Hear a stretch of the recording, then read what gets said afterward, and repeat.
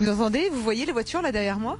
C'est normal, on est juste à côté de la RN7 et pourtant, face à moi, se dresse un joyau de l'art architectural vietnamien, la pagode Can An. Ça sert à quoi une pagode exactement et c'est ouvert à qui? Oui, c'est ouvert à tout le monde, tous les Asiatiques dispersés dans le monde entier. En même temps, c'est ouvert le bouddhisme à tous les Européens. Combien de nationalités représentées? 27 nationalités venant d'Australie, du Canada, en Amérique et en Asie, au Vietnam. Comment elle se compose cette pagode? Il y a un bâtiment central et puis il y a ce qu'on appelle les stupas autour, ce sont les tours? Oui, ce sont des tours. Il y a 3 stupas. Il y a le premier stupa, c'est le columbarium. Le deuxième stupa, c'est pour la méditation. Et le troisième, conçu pour garder tous les objets précieux de la pagode. Est-ce que vous pouvez m'expliquer un peu la symbolique de certains éléments qui sont récurrents? Je vois souvent une sorte de roue de gouvernail un peu partout sur le haut de cet édifice et même sur les grilles d'entrée. C'est une roue qui tourne sans arrêt, le symbole de la réincarnation. Et là, par exemple, ici, nous avons un globe terrestre avec une main et cette fameuse roue. C'est la main du Bouddha qui sort de la terre, qui tient son enseignement.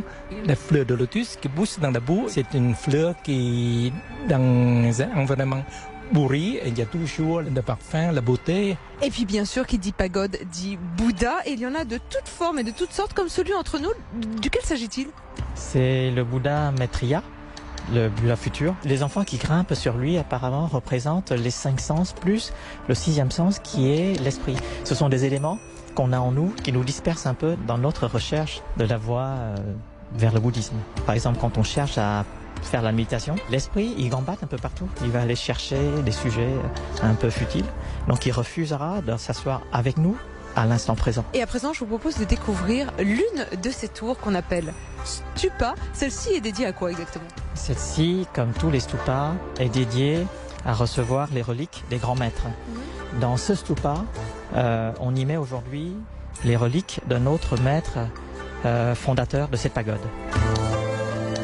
Et on a beaucoup de chance parce qu'habituellement cette stupa est fermée au grand public, mais pour BFM Paris, rien n'est impossible.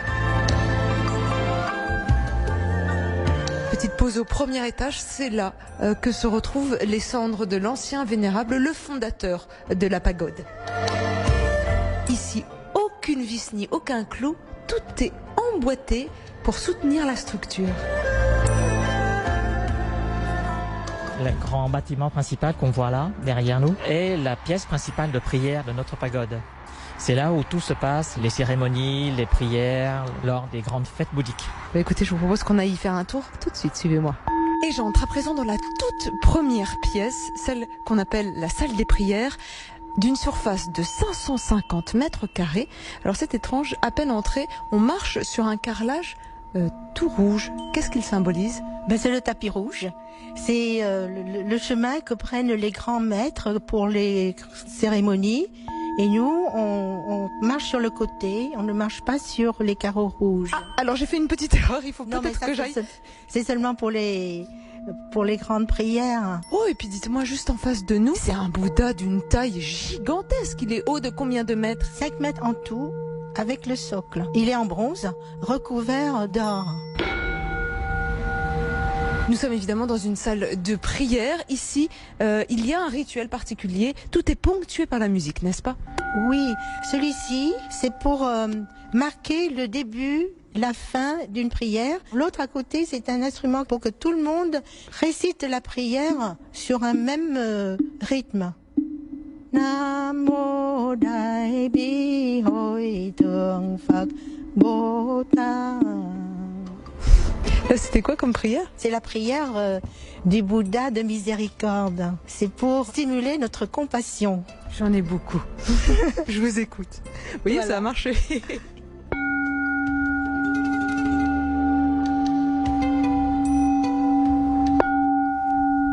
C'est incroyable, le son se diffuse. Ça envahit, j'ai l'impression que ça vibre à l'intérieur de moi, c'est comme si ça soulageait. Chaque cloche donne un son particulier et ces sons-là sont censés soigner. Chaque maladie correspond à un certain son. Alors attendez, je peux me permettre, je vais me soigner de toutes les maladies d'un coup. Si je sonne plusieurs fois, je suis guérie de tout? Non, non, c'est pas parce que vous donnez plusieurs coups que ça guérit tout d'un coup. Il faut le faire comme ça. et attendre que le son se répande et attire les êtres pour la prière. Mais vous savez, il y a autour de nous, il y a plein d'êtres invisibles. Nous ne les voyons pas, mais ils sont là. Je me rapproche de vous. Normalement, ce son-là, il se diffuse dans tout l'univers. C'est pour essayer de réveiller les âmes qui sont en enfer pour qu'ils écoutent la prière et qu'ils puissent petit à petit revenir dans le droit chemin. Oh. Et là, juste en face, cet autre tambour, qu'est-ce que c'est? C'est pareil, c'est pour appeler les gens à la prière.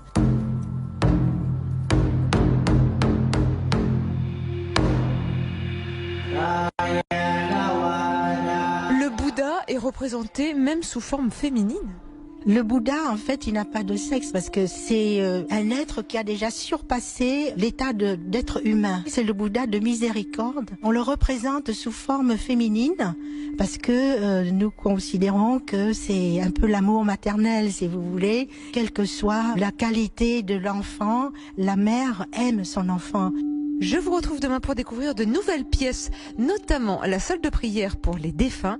Et puis nous rencontrerons un homme essentiel pour cette pagode, le Vénérable. À demain.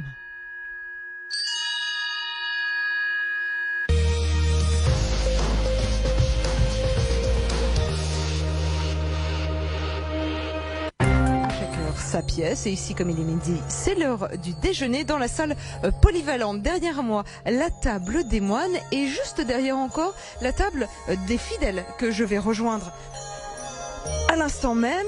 Ici, le repas est végétarien, c'est sous forme de self-service, mais l'essentiel étant de partager, que la communauté se retrouve ensemble, et ça, quel que soit son milieu socio-culturel. Pourquoi d'ailleurs est-ce végétarien forcément? C'est par compassion pour les êtres. Parce que les animaux souffrent aussi quand on les tue pour les manger. Donc on essaie d'éviter toute la souffrance des êtres, quels qu'ils soient. Mais là, c'est table ouverte pour tous. N'importe qui peut venir déjeuner ici et on ne demandera rien du tout. Chacun offre ce qu'il peut, ce qu'il veut. Et je pénètre à présent dans la salle de prière pour les défunts. Juste en face de moi, de très nombreuses photos affichées sur un mur. De quoi s'agit-il ? Alors ce sont les photos des défunts dont les familles nous ont confié le culte. Dans les pagodes maintenant, on fait le culte des ancêtres pour les familles qui nous le demandent. Alors comment fonctionne le culte? Je crois qu'il y a 49 jours de deuil en fait, c'est ça? C'est 49 jours pendant lesquels l'âme du défunt se promène un petit peu pour chercher à renaître. Les personnes les plus évoluées renaissent tout de suite. Et les personnes les moins évoluées aussi. C'est-à-dire que ceux qui sont très proches du ciel partent tout de suite vers le haut, et ceux qui sont très proches du bas partent tout de suite aussi vers les enfers. Mais les intermédiaires, eux, restent? Voilà, ils vont errer pendant un certain nombre de jours. C'est ces fameux 49 jours où ils errent, c'est ça? Voilà, on fait les prières justement pendant ces 49 jours pour qu'ils trouvent leur destination finale et qu'ils se réincarnent. Mais pourquoi il y a plein de lettres et de chiffres autour de ces photos? C'est comme l'abscisse et l'ordonnée. Au croisement de la lettre et du chiffre, on a la photo de la personne de la famille à qui on a confié le culte à la pagode. Au pied de ce grand tableau de photos des offrandes, on a des fruits, des fleurs, de la lumière, c'est-à-dire des bougies, de l'encens, de l'eau. Mais d'ailleurs, tiens, l'encens, on voit toujours ça dans les temples bouddhistes. À quoi ça sert l'encens? Qu'est-ce que ça symbolise? Chez nous, ça symbolise les règles de la vie des bouddhistes. Ne pas tuer, ne pas voler, ne pas commettre d'adultère. C'est un peu comme les 10 commandements. Juste maintenant, vous résumez ça dans un bâton d'encens, c'est ça? Le bâton d'encens, quand il brûle, c'est quelque chose qui s'élève. Si on veut s'élever, il faut vraiment observer certaines règles. Sinon, on est lourd et on s'enfonce. Mais vous avez combien de Bouddhas? Là, j'en vois un autre. Il y a différents types de Bouddhas ici? Oui, il y a beaucoup de Bouddhas. En fait, tous les êtres sont des Bouddhas. Ah, je suis un Bouddha aussi? Oui, tout le monde. J'ai appris des choses aujourd'hui. Oui, c'est un peu comme le soleil. On dit aujourd'hui il n'y a pas de soleil, mais c'est pas vrai. Le soleil il est toujours là, mais il est caché par les nuages. Et nous sommes des Bouddhas Mais notre nature de Bouddha, notre vraie nature, c'est la nature de Bouddha, elle est cachée par nos passions, par toutes nos pensées négatives. Et j'ai la chance aujourd'hui de rencontrer celui qu'on appelle le Vénérable. C'est un peu le maître des lieux. Mais quel est votre rôle exactement ? Je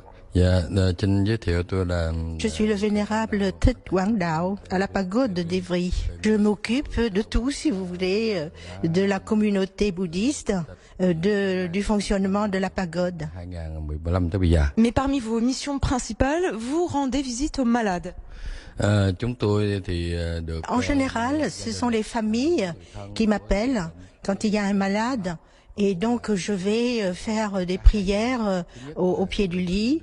C'est pour, disons, apaiser la personne qui est quand même un petit peu perturbée par sa maladie, mais aussi pour apporter un peu de consolation à la famille. Donc je fais des prières pour les deux, le malade et la famille. Je vois derrière nous une photo d'un autre vénérable. Je crois qu'il s'agit du fondateur. Qui est-ce ? Alors, le vénérable que vous voyez sur la photo, c'est le vénérable Tet Minh Tam. C'est le fondateur de la pagode de Khan An. Mais alors, vénérable, pourquoi je porte une tenue bleue et vous, votre tenue est toute d'ocre comme les murs de la pagode ? En fait, ce sont des uniformes. Notre uniforme a la couleur de la cendre et c'est le symbole de l'humilité. Et les vénérables ont la couleur ocre, c'est la couleur de la terre. C'est le symbole de l'humilité et le symbole de l'équanimité. Elle absorbe tout. Et le collier et bracelet que vous tenez entre les mains, ça ressemble un peu à un chapelet. Qu'est-ce ? Ce que je porte au cou, c'est un chapelet. Le chapelet a 108 grains, des 108 passions et qui causent les souffrances parce que nous avons des défauts, si vous voulez. Par exemple, la cupidité, l'ignorance, l'avarice, tout ce qui cause la souffrance. Le bracelet, c'est un condensé de ces 108 passions et ça nous permet de nous concentrer, de ne pas être distrait par tout ce qui se passe autour. Et nous faisons donc toutes ces prières avec concentration pour atteindre l'éveil et pour pouvoir par la suite nous occuper des autres. Et même les personnes qui ne sont pas bouddhistes peuvent utiliser ce bracelet et on leur dit vous priez selon votre croyance, votre foi à vous. Me voici donc bien équipé pour aborder cette nouvelle année en toute sérénité. Il ne reste plus qu'à formuler nos vœux avec le Vénérable. Chúc mừng năm mới PFM Paris. À bientôt. Bon courage. Merci. Merci. Cảm ơn. Come on.